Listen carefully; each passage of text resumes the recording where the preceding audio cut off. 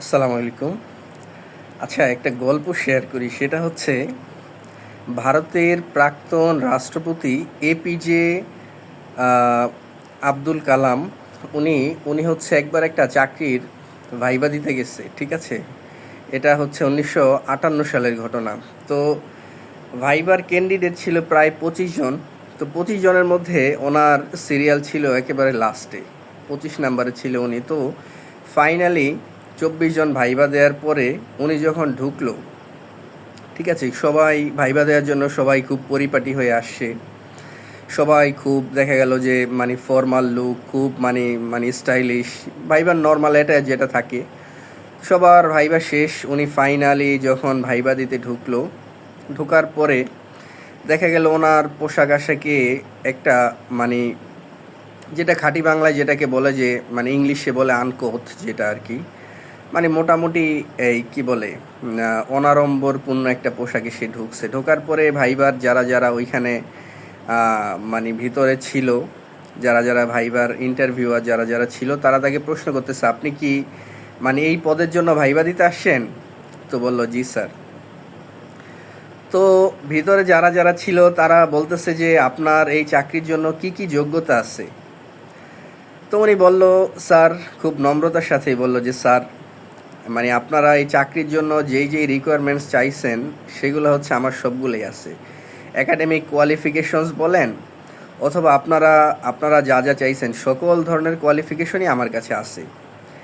কিন্তু স্যার, আমি একটা বিষয় কনফার্ম হয়ে বলতে পারি, সেটা হচ্ছে যে আমার স্পেশাল আরও 4টা গুণ আছে, যেটা হচ্ছে অন্যান্য যারা যারা প্রার্থী ভাইবা দিয়ে গেছে তাদের এই গুণাবলীগুলো নাই।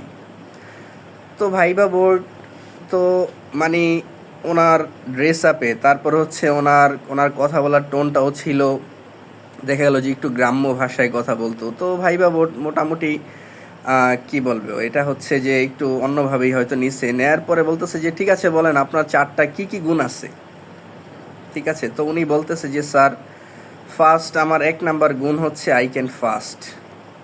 সে বলতেছে যে স্যার, আমি মানে অনাহার বা না খেয়ে থাকতে পারি, আমার কোনো সমস্যা হয় না।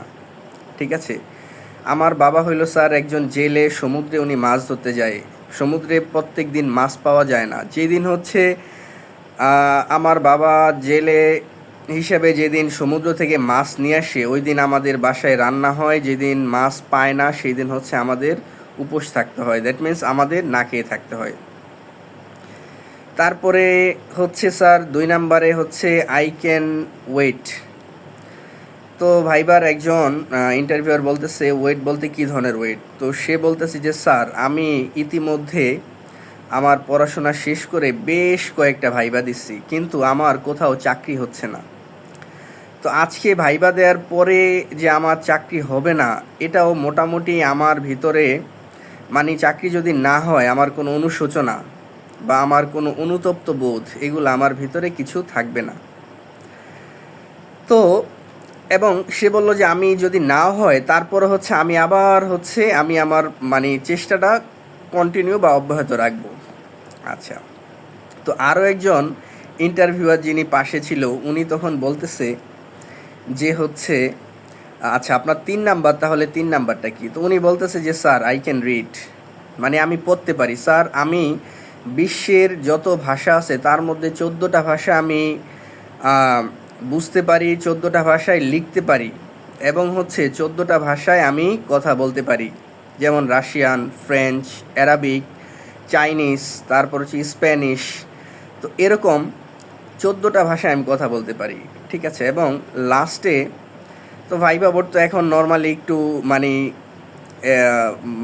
লাস্টেটা শোনার জন্য খুব অধীর আগ্রহে বসে আছে। তো ফাইনালি সে বলল যে স্যার, লাস্টের 4 নাম্বার হচ্ছে আই হ্যাভ এ ড্রিম, মানে আমার একটা স্বপ্ন আছে, আমি স্বপ্ন দেখতে ভালোবাসি, আমি নিজেকে ভালোবাসি, আমার দেশকে ভালোবাসি, এবং আমি চাই আমার যেই মেধা, এই মেধা যেন দেশের কাজে আমি ব্যয় করতে পারি।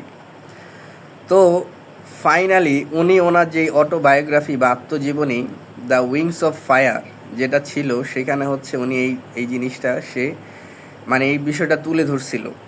তো এখন বিষয়টা হইল, ওনার যে 4টা গুণ উনি ভাইবা বোর্ডে বলে আসলো।